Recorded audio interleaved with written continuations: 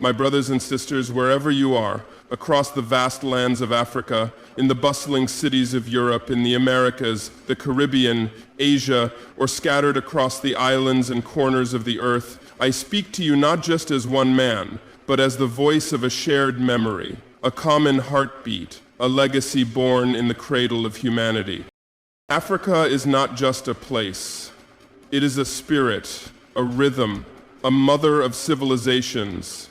It lives in our names, in the stories our grandmothers told by firelight, in the courage of our ancestors who walked tall in the face of storms. It breathes in our music, in our resilience, in the way we smile despite the weight we carry. But I speak to you now because too many of us have forgotten what it means to walk with our heads high, not in arrogance but in dignity. Too many of us have allowed the world to define who we are, to write our stories without asking for our voices, to limit our dreams because they are uncomfortable with our power. I am not here to repeat the history you already know, the chains, the ships, the scars. I am here to remind you that we have always been more than what was done to us. We are builders, we are thinkers, we are warriors and healers. From the libraries of Timbuktu to the palaces of ancient Kush, from the drumbeats of Mali to the freedom songs of Soweto, we have always been a people of greatness. But our greatness is not just in the past, it is waiting now.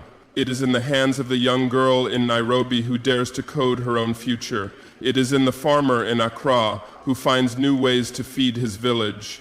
It is in the poet in the Bronx who spits verses in Wolof and English, unashamed of either tongue.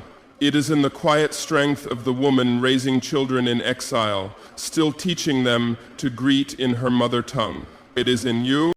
The time has come for us to stop waiting for validation. We are not guests in this world, we are pillars.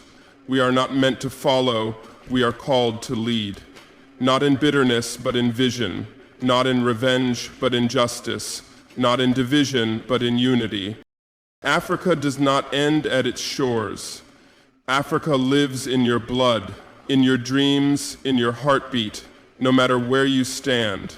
So I ask you, wherever you are, whoever you are, will you rise with me? Will you speak with me? Will you walk into the future, not as scattered voices, but as one powerful, united song? Africa is more than a continent. It is a spirit and identity. It is not simply the land bordered by oceans and deserts, not merely the birthplace of nations or a point on a map. Africa is a living, breathing force that moves through the hearts of its people, wherever they may be in the world. It speaks in our voices, walks in our steps, dreams in our sleep. It is not just a homeland. It is a soul connection, an inheritance passed down through generations, one that cannot be erased by time, distance, or circumstance. Whether you were born in Lagos or London, Dakar or Detroit, Johannesburg or Jamaica, Africa lives in you. It is in the way you move, in the rhythm of your speech, in the fire of your determination. It shows up in the food you crave, in the stories your elders tell, in the names you carry, and the values you hold dear. Even if you have never stepped foot on the continent, there is something in you that remembers, something deep within that, recognizes a drumbeat, a language, a scent in the wind, and knows it as home. This connection to Africa is more than nostalgia or sentiment. It is identity. It is culture. It is a deep well of strength that has carried our people through the darkest of times. It is the spirit that stood unbroken when chains were placed on wrists. It is the pride that survived the crossing of oceans, the brutality of plantations, the erasure of languages, and the rewriting of our histories. It is the same spirit that sparked independence movements, that lifted voices in songs of resistance, that organized communities in the face of injustice, and that continues to rise every time we are told to stay down. To be African is not limited by geography. It is a legacy. It is a birthright. It is being a part of the oldest and richest tapestry of human civilization. It means knowing that your bloodline traces back to kings and queens, to warriors and scholars, to builders of pyramids and keepers of ancient wisdom. It means recognizing that even if the world has tried to deny our worth, we have never lost our value. We have only been underestimated. There is a reason the world looks to African culture with fascination. Our music, our fashion, our creativity, our resilience. It is magnetic. It speaks of survival and style, of pain and joy woven together. From Afrobeat to hip-hop, from traditional dance to modern art, the African soul expresses itself boldly, unapologetically, beautifully. And each expression tells the world, we are here, we matter, we are more than what you tried to make us. In today's world where lines of nationality and identity blur, the African soul remains grounded. It knows where it comes from, and in knowing that, it finds direction in where it is going. That is the power of identity. Not to limit you, but to anchor you. To remind you of your roots so you can grow strong and far. Africa is a force.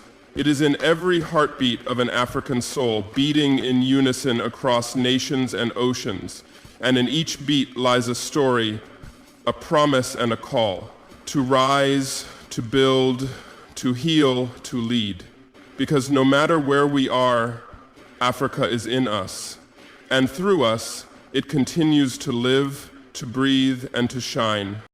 Our history is painful, but it does not define us. The story of Africa has often been told through the lens of suffering, oppression, and exploitation. We know the stories of colonization, of stolen land and stolen people. We know about the transatlantic slave trade, the chains, the ships, the centuries of forced labor and dehumanization. We have heard how entire nations were divided, how languages were silenced, and how cultures were dismissed as inferior. These are facts, and we do not deny them. They are scars and they matter, but they are not the whole story. They are not the beginning or the end. They are only part of a far greater narrative, one that includes brilliance, innovation, resilience, and deep, unshakable pride. Long before the first colonizers stepped foot on African soil, there were civilizations on this continent that rivaled and surpassed many others in the world.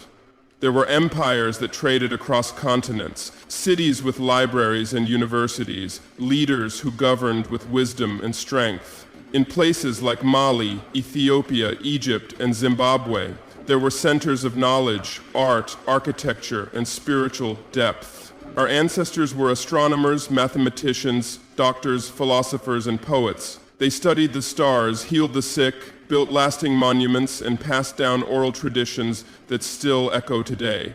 That, too, is our history. It is important that we do not allow the pain of the past to become the only thing we remember. To do so would be to accept a narrative written by those who tried to diminish us. It would be to let our oppressors decide who we are. But we are not defined by what others did to us. We are defined by how we responded, how we endured, how we continue to rise. Through slavery, our people found ways to survive, to resist, to hold on to their humanity, even in inhumane conditions. Through colonization, they organized, resisted, and eventually reclaimed their land and their dignity. And through it all, the African soul remained intact, beaten but not broken, wounded but not destroyed. Today we carry both the pain and the power of our history. We honor those who came before us not by carrying their trauma alone, but by building on their legacy. We owe it to them to walk with our heads high, to reclaim the fullness of our identity, and to pass forward a story that includes both the struggle and the triumph. Because our ancestors were not just victims, they were visionaries. They saw a future beyond chains and borders, and we are that future.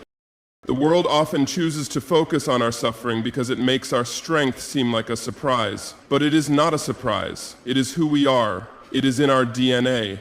It is in every invention by an African innovator, every powerful performance by an African artist, every speech, every breakthrough, every act of courage.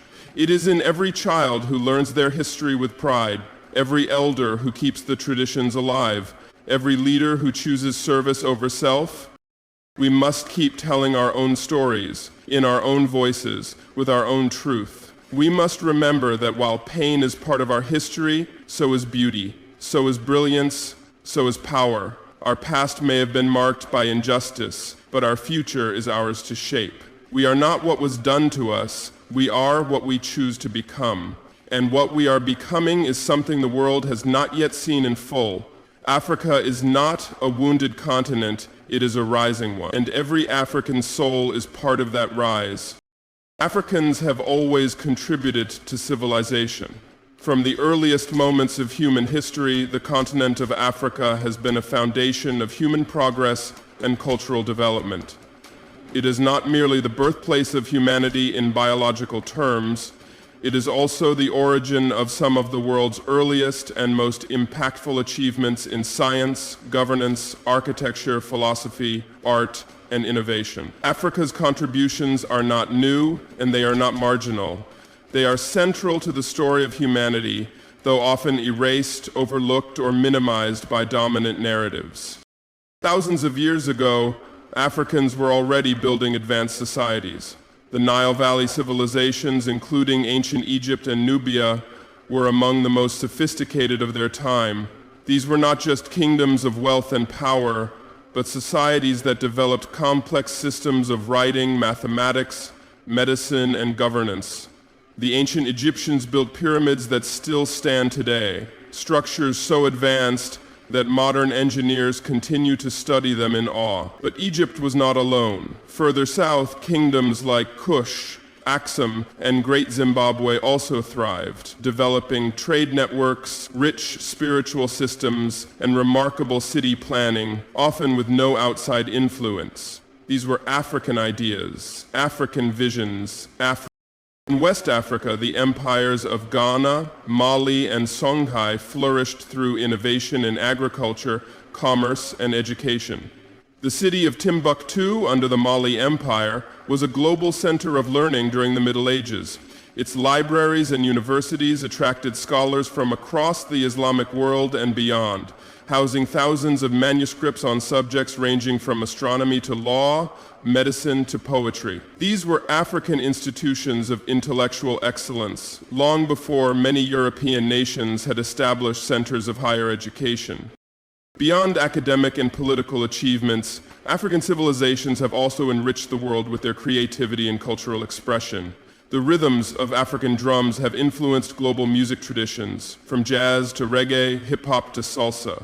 African textiles, with their vibrant patterns and symbolic meanings, have inspired designers and artists worldwide. Oral storytelling traditions, rich with wisdom and metaphor, have preserved history and moral teachings across generations, long before the written word became common. These cultural contributions continue to shape the global imagination today. Innovation has also never been foreign to Africa, from early metallurgical techniques in places like Natk and Meroe to modern technological developments coming out of countries like Nigeria, Kenya, and Rwanda. African minds have been behind transformative ideas. African youth are leading in fields like fintech, mobile banking, renewable energy, and digital design. The innovation is not only technical, it is social, adaptive, and community-driven. Solutions like M-Pesa, a mobile money platform born in Kenya, have revolutionized how people manage finances in developing economies and are studied globally as models of accessible innovation. The notion that Africa is only now emerging or developing ignores centuries of leadership, creativity, and excellence. Africans have never been passive observers in the march of civilization. They have been central players, creators, and visionaries. What is changing today is not the brilliance of African contributions, it is the recognition of that brilliance by a wider audience. It is time for African people, especially the youth, to embrace this history with pride, not just as a matter of heritage, but as a foundation for the future. Knowing that we come from inventors, builders, philosophers, and artists gives us the power to dream boldly and act confidently. We are not merely inheriting civilization, we are continuing to build it. Every African soul carries within them the legacy of greatness and the capacity to shape what comes next. The world owes much to Africa, and Africa is just getting started. The modern African identity includes both tradition and progress. It is a vibrant blend of history and innovation, of ancient wisdom and forward-looking vision. Today, being African means carrying the richness of your heritage while stepping boldly into the future. It means holding on to language, culture, values, and stories passed down through generations, even as you navigate and shape the world of science, technology, business, and art. This identity is not bound by time or geography. It lives in the hearts of people on the continent and in every corner of the diaspora. Across Africa and beyond, Africans are proving that honoring tradition does not mean being stuck in the past. On the contrary, it is from our traditions that we draw the strength to evolve. Our roots are not a weight, they are wings. From Lagos to London, Nairobi to New York, Africans are thriving in spaces that once excluded them. They are redefining what it means to be African in the 21st century, balancing modern roles with ancestral pride. You can see it in the way artists mix traditional drums with electronic beats, or in how entrepreneurs build tech startups while still greeting elders with deep respect and cultural customs. African identity today is flexible and powerful. It is reflected in the young farmer in Uganda who uses mobile technology to track market prices, all while using sustainable farming practices taught by his grandparents. It's in the South African designer who uses Ndebele patterns in her fashion line that walks runways in Paris. It's in the Ghanaian software developer working for a global tech company who still speaks his native Twi at home. These are not contradictions, they are harmonies. Africans are showing the world that we can be deeply rooted and still reach high. This generation of Africans is not being forced to choose between heritage and ambition. They are shaping new paths that include both. Elders who once feared that tradition would be lost in modern times are now seeing their children carry forward the culture in ways that are meaningful, creative, and alive. Young Africans are reclaiming indigenous names, wearing natural hairstyles with pride, and learning the languages that were once silenced by colonization. At the same time, they are coding apps, leading climate change campaigns, inventing medical solutions, and breaking barriers in academia, sports, and politics. The African diaspora plays a major role in this evolving identity. For those born outside the continent, reconnecting with their roots is a powerful act of self-discovery and pride. From Brazil to the United States, from the Caribbean to Europe, the children of Africa are tracing their lineage, learning their history, and asserting their place in a global African story. They are finding strength in their dual identities, creating bridges between the continent and the wider world. Diasporic Africans are reminding the world that Africa is not isolated, it is global, and its influence runs deep in every part of the world. What unites all these expressions of identity is a shared sense of purpose and possibility. Africans are no longer waiting for permission to lead. They are not waiting to be recognized or saved. They are claiming space, building their futures, and doing so with a sense of cultural pride that cannot be diluted. Tradition is not a weakness, it is a foundation. Progress is not a threat to culture, it is an extension of it. The modern African identity is proof that we can honor where we come from, while boldly deciding where we are going. It is an identity full of color, rhythm, spirit, and resilience. It is complex, beautiful, and unapologetic. It does not ask for approval. It declares, we are African, we are evolving, and we are enough. Unity and self-belief are essential for the future. For too long, Africans have been made to believe that value comes from outside, from approval, recognition, and validation by others. But true strength comes from within, and the time has come for Africans, both on the continent and in the diaspora, to stop waiting for the world to tell them who they are. The world has its own interests and has never been fair in its judgment of Africa. It is not the responsibility of Africans to convince others of their worth. It is their responsibility to recognize it in themselves and each other. The future of Africa depends not on what others give us, but on how we see ourselves, how we treat one another, and how we work together toward common goals. Division has cost Africa dearly, ethnic rivalries, borders drawn by colonizers, and ideological differences have created barriers where there should be bridges. Too many times, Africans have turned against each other, forgetting that the strength of one is tied to the strength of all. Tribalism, regionalism, and jealousy have distracted us from what truly matters, building a continent where every child can dream freely and every community can thrive. Unity is not just a slogan, it is a strategy for survival and success. When Africans come together, they are unstoppable. We have seen it in the struggle for independence, in the fight against apartheid, in the way communities support each other in times of crisis. That same unity must now be used to build, not just to resist. Self-belief is the fuel that drives progress. Africans must believe that they can create, lead, and shape the world in their own image. It starts in the mind. If a child is taught to think that greatness only comes from foreign lands, they will spend their life imitating others. But if they are raised to see their own culture, language, and people as powerful, they will grow up to be creators, leaders, and pioneers. Education must reflect this belief, media must reflect it, politics must reflect it, every African institution must echo this message. We are enough, we are capable, we are powerful. Leadership rooted in vision and pride is what the continent needs. Not leadership that seeks applause from outside powers, but leadership that listens to the people, uplifts communities, and plans for generations ahead. A new kind of leadership is emerging, one that is youthful, bold, inclusive, and conscious of its roots. But this leadership needs support. It needs citizens who believe in themselves and in their collective power. It needs unity across class, across nations, across the diaspora. Pride in heritage is not about looking backward with nostalgia. It is about grounding ourselves in the strength of those who came before us.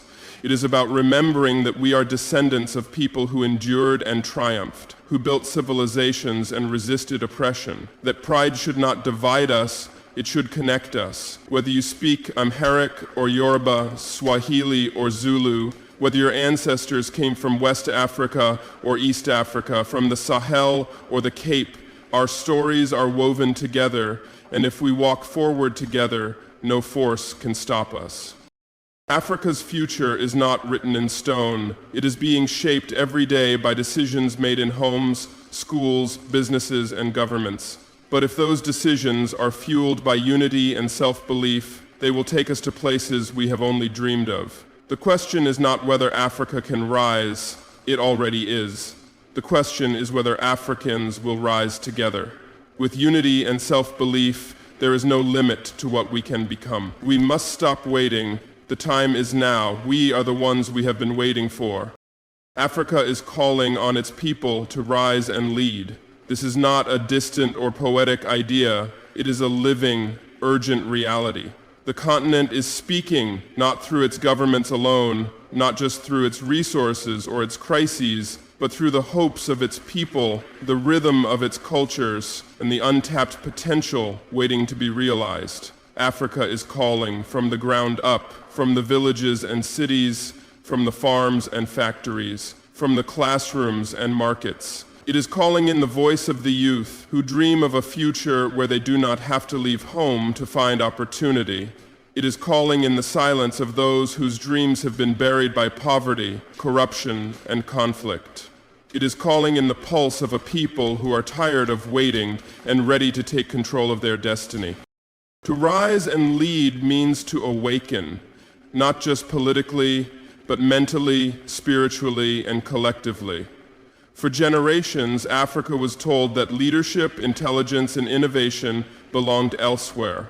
Colonizers and foreign powers planted ideas of inferiority that still echo in the minds of many. But those ideas were never true, and it is time to bury them once and for all. Awakening means refusing to accept the limits others have placed on us. It means seeing leadership not only in presidents and politicians, but in teachers, parents, community builders, and young people solving problems every day. Africa does not need to copy anyone. It needs to believe in its own path.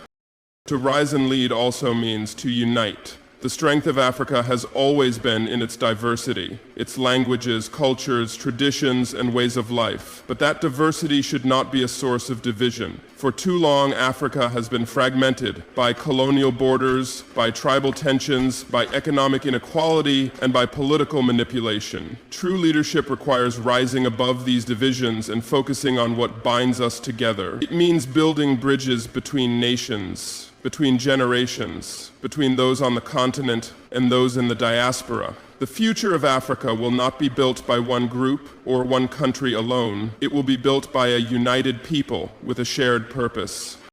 Building a future grounded in dignity, justice, and collective power is not a dream, it is a necessity. Dignity means that every African, regardless of where they are born, should be able to live with pride and self-respect. It means access to clean water, education, healthcare, and safety. It means honoring our elders, empowering our women, and giving every child the chance to succeed. Justice means confronting the systems that continue to exploit African resources while giving little back. It means holding leaders accountable, rejecting corruption, and standing up against inequality in all its forms. And collective power means recognizing that the true wealth of Africa is not just in its gold, oil, or land, but in its people. When united, Africans are a force that can shape the world.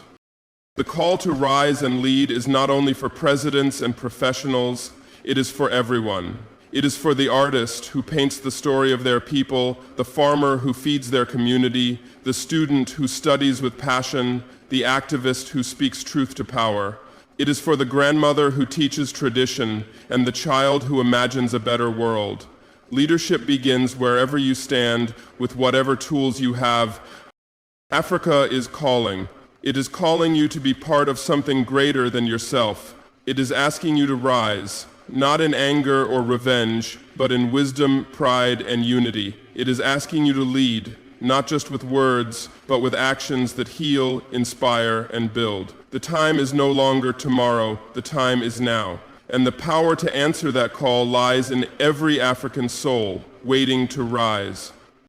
The eyes of the world are on Africa, more now than ever before. Nations, corporations, and international organizations are turning their attention to the continent, not out of charity, but because they recognize its growing significance. Africa is home to the youngest population in the world, vast natural resources, expanding markets, and an unmatched cultural influence. But while the world may be watching, listening, and even trying to invest or interfere, Africans must remember a critical truth. Progress cannot be borrowed, and dignity cannot be outsourced. Africa must act for itself, lead for itself, and define its future on its own terms.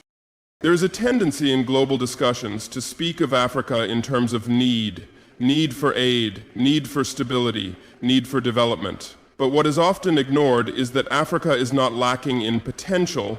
It is often suffocated by systems and narratives that assume Africans must be led rather than lead. The world looks at Africa as a place to help, a place to extract from, a place to influence rather than a place to listen to, learn from, and respect as an equal. That must change. But the change must begin from within. Africa cannot afford to sit and wait for recognition, nor depend on the shifting interests of powerful nations to guide its direction. Time and again, history has shown that when Africa's development is left in the hands of others, the outcomes often serve external interests first. Loans come with conditions. Aid comes with control. Investments often prioritize profit over people. It is not enough to attract the world's attention. Africa must determine how that attention is used and ensure that the benefits of any partnership stay in African hands for African futures. That means investing deeply in African institutions. It means building governments that serve their people with honesty and transparency, not with dependency and fear. It means having educational systems that reflect African knowledge, languages, and priorities, not just imported models that fail to speak to the realities on the ground. It means empowering local industries to grow and thrive without being crushed by international competition or stifled by corruption. Acting for ourselves means creating strong economic systems that prioritize sustainability over exploitation and people over profits. Culturally, Africa is already leading. From music to fashion, art to film, African creativity is being celebrated across the globe. But even here, the danger lies in others profiting from African genius while the creators are left with little. African artists, storytellers, musicians, and thinkers must not only be celebrated, they must be protected, empowered, and given the tools to control their own narratives. Africa has the stories, now it must own the platforms. Africa acting for itself also means redefining leadership. Too often, leadership on the continent has been confused with control. True leadership is not about titles or power. It's about service, vision, and courage. A new generation of African leaders is emerging, not just in politics, but in business, civil society, science, and the arts. These are leaders who understand that change must come from the people, not be imposed upon them, that they need space, support, and trust. The future belongs to those who dare to break away from old systems and create new paths. And what of the diaspora? Africans living abroad are part of this mission. They must not remain disconnected, waiting to be called home. Their knowledge, experiences, and resources are valuable, but they must return not with pity or superiority, but with humility and commitment. Home is not just a place, it is a responsibility. Whether they return physically or support from afar, the diaspora has a role to play in Africa's self-determined future. Their voices should echo the call for sovereignty, dignity, and unity, not mimic the voices of those who once silenced Africa. The global stage is complex and competitive. No nation or continent succeeds by playing a supporting role in its own story. Africa's time is not coming, it is already here. But the future will not be handed to us, it must be claimed, protected, and built by Africans with courage and clarity.